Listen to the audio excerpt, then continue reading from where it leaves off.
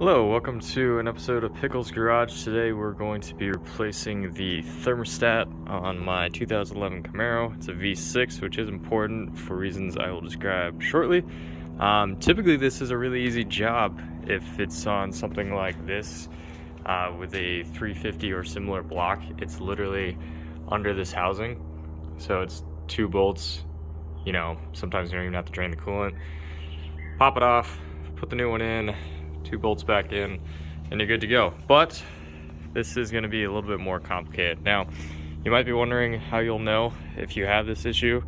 Typically, you'll be getting this code, the P0128 coolant thermostat. Basically just means that your engine is not getting hot enough. It's not getting to operating temperature, which typically means that the thermostat is stuck wide open. And if it's stuck wide open, it's going to be giving you a bunch of too cold coolant, and it's overcooling it, and so it's not going to operate right. Your engine has to have a certain level of heat in order to operate properly. So we're going to go ahead and replace this today. It is, like I said, a little bit more complicated on this specific block. If it was one of these, then it would probably be a really boring video, but this is actually a little intense. So let me start getting into it.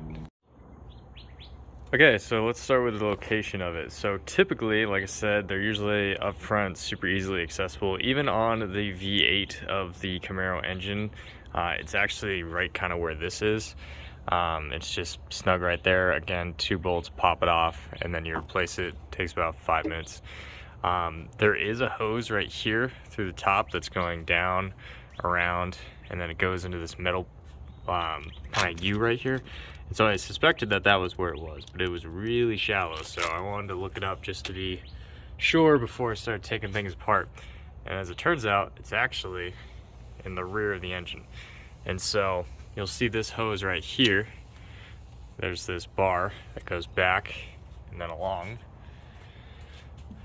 back along here, and then it's actually, if I can even get a good angle on it, if not you'll see it later, back down there. So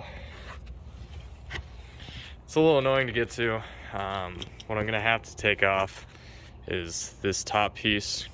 We're gonna have to take off the rail here, and in taking off the top piece, I'm gonna have to remove my air cleaner. I'm gonna have to remove this, and then I should have enough access to actually get back to it. So I'm gonna start disassembling some stuff. Like I said, first thing I'm gonna do it in parts, and then I'm gonna tell you what I'm doing next. Some of you will still have your plastic cover on here. If that is you, then all you have to do is unscrew this, pop it off, and then it's just kind of suction cupped, like right here. It was suction right there. So you should be able to just lift it off once you remove that. Some of them have that like gross, usually eaten up piece of almost fabric that also drapes over.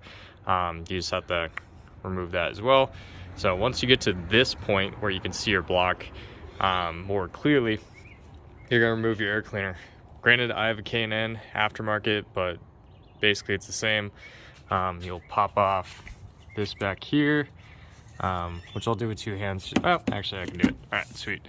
So pop that off, and then I'm just going to, I'll probably just undo it right here. That way I can just pull it straight back. And then I'm gonna remove this. And like I said, I'll do it in parts, but first thing I'm doing is I'm gonna remove the air cleaner. All right, so hopefully next scene will be without that. All right, so easy enough with a screwdriver, loosen it up, pop it off. Now these are gonna be your classic 10mm. When in doubt, it's always 10, right? So there's gonna be 4. 1, 2, 3, and 4. And then you're going to also be able to plop off this. So I'm just gonna do that right now. It's easy enough. Cool. So I'm gonna go ahead and keep going with that here. Okay, so now you have the throttle body removed as well. Like I said, just 4 bolts. They'll have a little gasket that'll come with it too. Find a place to set it aside. And then now we're gonna take off this. So, all right, pop this off. Now there's a bolt here that I see. Got another one here. Don't worry about these top ones, like this. It's only gonna be kind of the bigger ones. So 1, 2, 3, 4, 5. And then I wanna say there's a couple more back here. From what I remember, yeah, that one is fun. That back one there.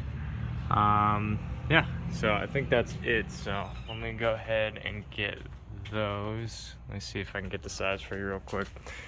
I'm gonna guess. Oh, let's see. Okay. You could use 13. It's probably actually standard, but 13 looks to work just fine. Alright, so got all the bolts, I believe. So this thing just pops straight up, so you could set that aside as well, similar to this. The ones in the back, honestly, are easily the worst. Obviously, all these won't take too long, but there's two. You can see one right there. It's already removed, but that housing right there, focus. There's one on either side, so you see that metal to the black, far side over here, and then there's one straight up down right here.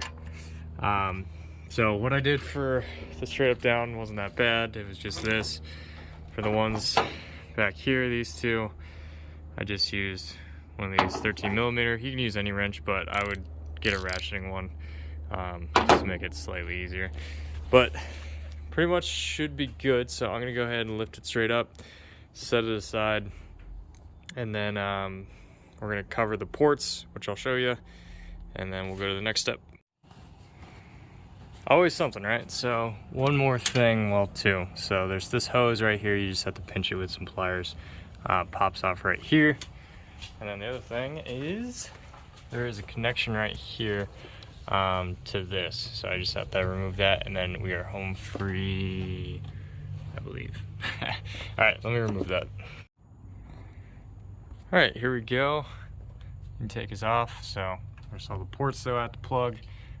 There's those two bolts in the back that are kind of a pain in the butt. But yeah, now we have all this exposed, so I'm gonna go ahead and start on the actual cooling part. So I'm gonna remove those two bolts that are holding this pipe, and then we'll get eventually to the thermostat. All right, so I removed the bolts right there. So you can see that's a 13 as well. Oop, right there.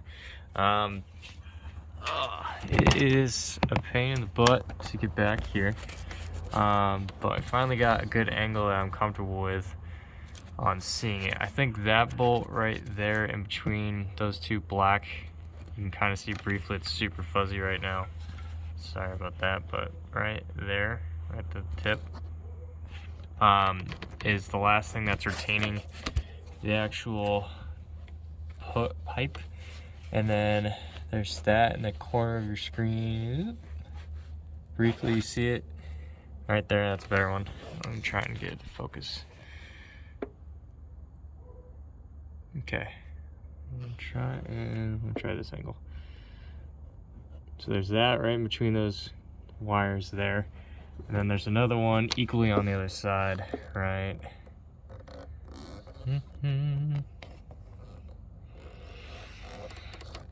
Right there.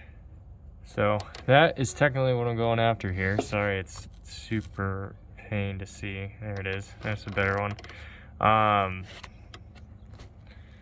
But yeah, once I get it out, it'll be easier to show, I think. But yeah, this is unbelievable. That they designed it this way. Walked away with it, took a lunch, came home to their family, said they did a good job at work today. Yeah. I even thought about removing this plastic piece, but then I would have to remove the wiper, and I don't think it's even gonna give me enough room. So let me go ahead and start attacking those bolts, and I'll follow back up. All this is super hard in place, so that's kind of the problem, because I can't just set that aside as far as I can tell. So I'll keep playing at it, and I'll figure out a good way to show you guys. But yep, there's that one bolt down there that's holding the pipe. Alright, so I did get the last bolt loose, which is right there, gone, missing. You'll see that one. Oop. Focus, focus, focus, focus. Right there, just in the light, all picturesque. I broke that one loose already. I did remove the kind of plastic retaining piece for this, which now has given me access to right there. You can kind of see the tip of my thumb right there, down there, past. So, right there. So now I just have to remove those two pieces and this should pop off. Alright, so strangely enough, the bolt back here actually was the most difficult to get to. It's this bracket right back here. You see this blue thing right here? So that's also attached to that same bracket, and it's like directly in the back of the engine, and there's just no room for any tools. And mine was just exceptionally tight. And so what I ended up doing was, and this is a 15 millimeter, had a little extension, I had this, and then I do have a ratchet that twists kind of like that, and this is basically the exact angle I had it at. And then I used a cheer bar, which was from one of my engine stands. So if you could think of a better way, feel free, or maybe yours won't be as tight. Maybe you can get like a small wrench. If yours isn't tight, a small wrench is probably perfect. It probably wouldn't be that hard to do. But if yours is tight like mine was, this is kind of what I ended up doing. So essentially everything is off and this is now loose, which is great. And so I should be able to now lift the housing and replace the thermostat. Honestly, maybe mine just was super tight at every turn, but this is probably one of the most difficult repairs I've had to do. And honestly, it's not like difficult. It's just like, I mean, again, going back to this thing, 2 bolts, 5 minutes tops, and then to compare it to this is crazy. So I'm gonna go ahead and pop it off because I'm already leaking down there, but I have something to catch it. I'll replace it, I'll show you what it looks like, and we'll go from there. Alright, so I loosened that there, pretty much got all of it, which is good. Popped the pipe off. Honestly, the only reason I did that is because I want to try and install it without taking it all the way out. So I just rotated it a little bit on its side. You can see the thermostat there, that spring there. That is what this has all been about. So I'm gonna throw the new one on there and try and weasel it back through. I did have to disconnect that right there, the blue connection there. And then, yeah, that's where we're at. So I'm gonna try and replace that with it still in, and then snake it back through, and then do the reverse. There's actually a better view of it because I was able to rotate it around here. Focus. You can see the gasket is completely eaten on mine, so that's definitely why mine is having problems. And then you could also see where the new gasket needs to go. So I need to try and get out this piece here so I can put the new gasket in. It looks like just spring retention is holding it with these clips here, so I'm just going to use a screwdriver to rotate to the side and I should be good. Alright, not gonna lie to you, that was a pain in the butt, but as you can see, it's the old one. You can see the gasket is all eaten up, so coolant was just flushing on through.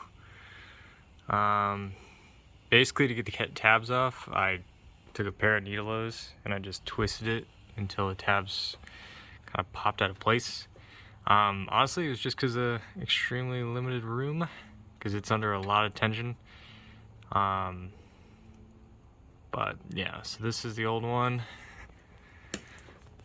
I already replaced the gasket. Having issues focusing in this one. There we go. I already replaced the gasket with the new one. I did have kind of a special tool that made it a little easier. Just kind of circle around of it. But you could probably do that with a screwdriver or whatever else. So now I'm gonna try and depress the new one in, and then it's just reassembly. Alright, so the new one is officially in. It is quite a pain in the butt. There is tools out there that basically are cylinders with little notches to help kind of push and depress the spring and twist it in. Mine came with this. I'd assume it just kind of helps keep things from rattling around in the box, but this is super heavy duty, so I imagine honestly they just expect you to use this and it works. So you just kind of slide it over the top, press, and then you're gonna have to twist. It's a pain in the ass. Hurts your hand quite a bit. I'm probably gonna have a bruise there. Assuming that you kind of have to have it, once you're pressing in, you got to get these notches in, and then it makes it easier to actually twist it. But it's in, and so now I'm going to start putting back the bolts. I'll probably do a handful and then show you what I did, and do a handful just to kind of remind you how to put it back together. But basically it's just the reverse of what I did to get us here. What a job, I will say at this point. Now I'll save it for the wrap, but effectively this is quite a repair. So all right, let me start putting it back together. All right, so both bolts on the top, there's two, one on each, are secure. There is the one back here, now also secure. I reattached the electronics that I took off. It's that kind of blue thing, and then the thing next to it that's rounded. Connected the bolt over here, down in here, right there, and then reattach the hose down here. And then now I get to, I'll move that aside, I'll put the top back on.